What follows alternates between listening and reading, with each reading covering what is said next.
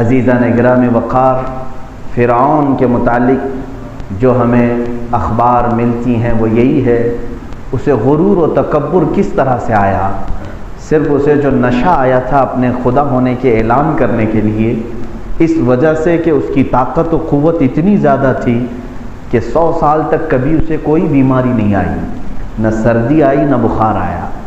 جو کبھی بیمار نہیں ہوا تو اسے یہ احساس ہونے لگا کہ اب میرے جیسا دنیا میں کوئی ہے ہی نہیں۔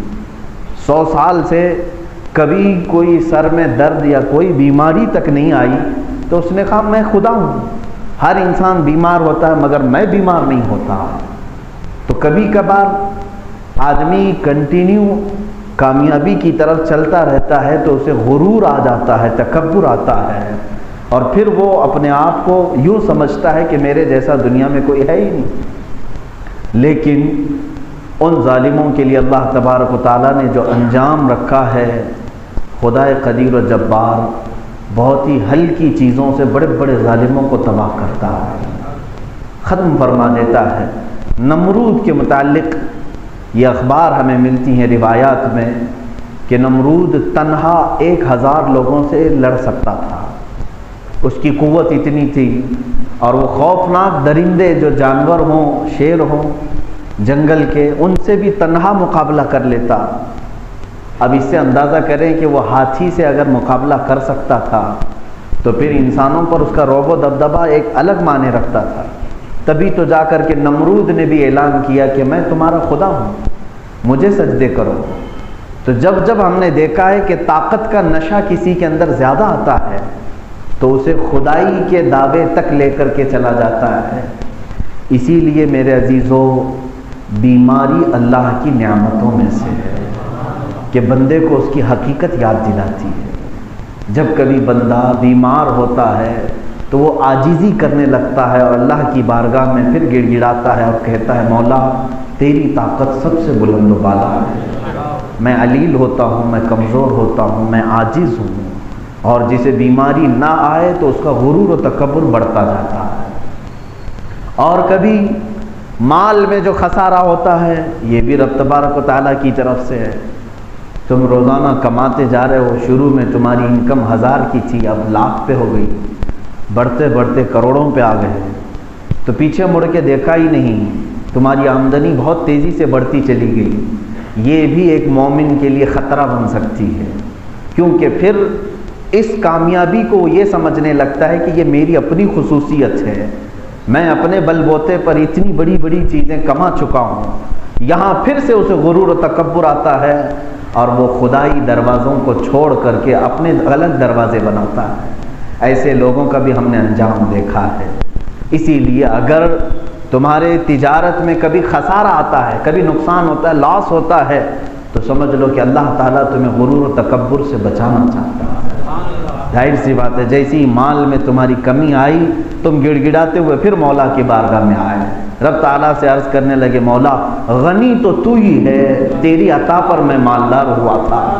اس طرح سے جب تک اللہ رب العزت سے بندہ جڑا ہے، مانگ رہا ہے، اس کے اندر تکبر نہیں آئے گا اور خدائی کا دعویٰ کرنے جیسی حرکتیں نہیں آ سکیں گی۔ اسی طرح سے اگر گھروں میں کبھی کسی کا انتقال نہیں ہوا تو وہ ایسا سمجھنے لگتے ہیں کہ ہمارا گھر تو بہت اچھا ہے، کبھی کسی کا کچھ ہوتا نہیں ہے۔ یہ بھی اسے اپنی اچھائیوں پر غرور ہونے لگتا ہے۔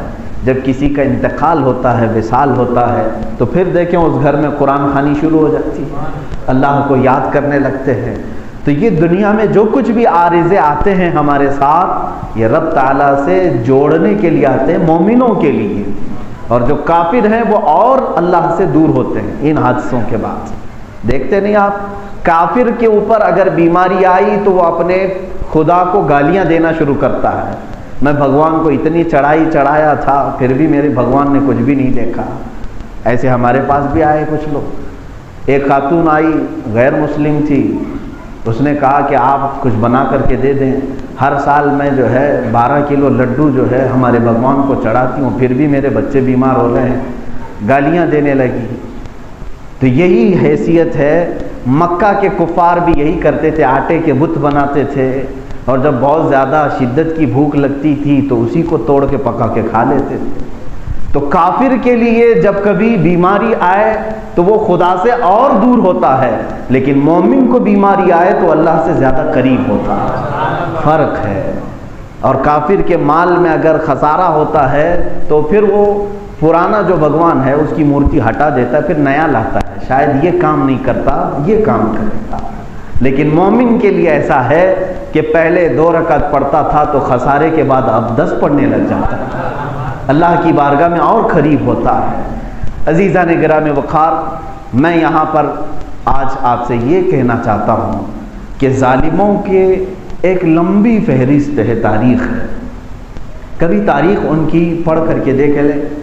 آج مجھے یہ باتیں اس لیے عرض کرنی پڑی کہ ظلم کی ایک بہت ہی عظیم تاریخ ہندوستان میں رقم کی گئی۔ بابری مسجد کو شہید کر کے اس کی جگہ پر ایک مندر کو تعمیر کرنا، اور وہ بھی عدالت کو اس میں ساتھ شامل کر لینا۔ سمجھ لیں میرے آقا صلی اللہ تعالیٰ علیہ وسلم نے فرمایا تھا، جب عدالتیں ختم ہو جائیں، انصاف ختم ہو جائے اور حکومتیں ظلم پر علل اعلان آ جائیں تو اے مومنو تم قیامت کا انتظار کرو۔ اب زمین پر کوئی خیر باقی نہیں رہے گا، کوئی بھلائی باقی نہیں رہے گی، زمین پر سے خیر اٹھا لیا گیا۔ اور اللہ کے نبی صلی اللہ تعالیٰ علیہ وسلم کی ایک حدیث یہ بھی ہے، فرماتے ہیں جب تم دیکھو کہ تمہارے حکام، تم پر حکومت کرنے والے کھلے عام ظلم کرنے لگ جائیں اور تمہارے مالدار لوگ اپنے مال کو بچا کر کے دبا کر کے رکھنے لگیں، اسلام کی خاطر خرچ نہ کریں، اور تمہارے گھر کی عورتیں بے پردہ ہو جائیں، تو حضور صلی اللہ علیہ وسلم فرماتے ہیں زمین کا نیچے والا حصہ زیادہ بہتر ہے اوپر والے حصے سے۔ مطلب کیا ہے؟ قبر زیادہ بہتر ہے اوپر جینے سے۔ آج اسی زندگی میں ہم جی رہے ہیں، ہمارے حکام ظلم کے ایک نئی داستان لکھنے جا رہے ہیں، اور ہمارے ثروت مند جو اہل ثروت ہیں، مالدار ہیں، ان کو تو مال کی ایسی چربی ہے کہ ان کو دین بہت سستا لگتا ہے۔ مالدار یہ سمجھتے ہیں کہ دین کی باتیں کرنا، دین کا کام کرنا یہ غریبوں کا کام ہے، امیروں کو اس سے کیا لینا دینا ہے۔ اور پھر عورتوں کی بے حیائی کثرت سے بڑھی ہوئی ہے۔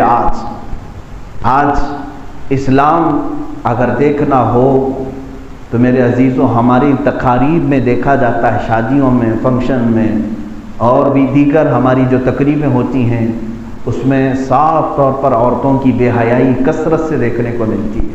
یہ قیامت کی نشانی ہے، اور اللہ کے نبی صلی اللہ تعالیٰ علیہ وسلم نے اس مرد پر بھی لعنت فرمائی جو اپنی عورت کو بے پردہ سجا کر باہر بھیجتا ہے۔ یہ تمام حالات جب آ گئے تو ہمارے لیے اب زمین کا نیچے والا حصہ زیادہ بہتر ہے اوپر والے حصے سے۔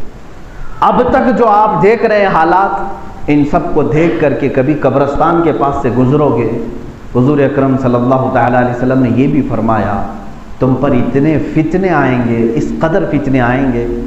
حضور فرماتے میں یہیں سے دیکھ رہا ہوں کہ میری امت پر فتنے ایسے آ رہے ہیں جیسے بارش کے قطرے آتے ہیں۔ اس قدر فتنے آئیں گے کہ تم اگر کسی قبرستان کے پاس سے گزرو گے، قبر والے کو دیکھ کر کے تم یہ کہو گے کاش اس کی جگہ میں ہوتا تو زیادہ اچھا ہوتا، کیونکہ وہ آرام سے اچھے زمانے میں چلا گیا، فتنوں کو وہ نہیں دیکھا، مامون گیا ہے، محفوظ گیا ہے۔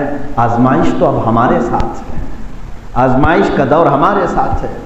عزیزان گرام وقار، ظالموں نے اس زمین کو اپنے ظلم سے رنگا تو ضرور ہے، لیکن رب ذوالجلال نے ہمیشہ اپنے عدل کے ساتھ یہ قوم کو، اپنی مخلوق کو بتایا ہے کہ الحق یعلو ولا یعلی علیہ، حق ہمیشہ بلند ہوتا ہے، اس پر کوئی اور بلند نہیں ہو سکتا۔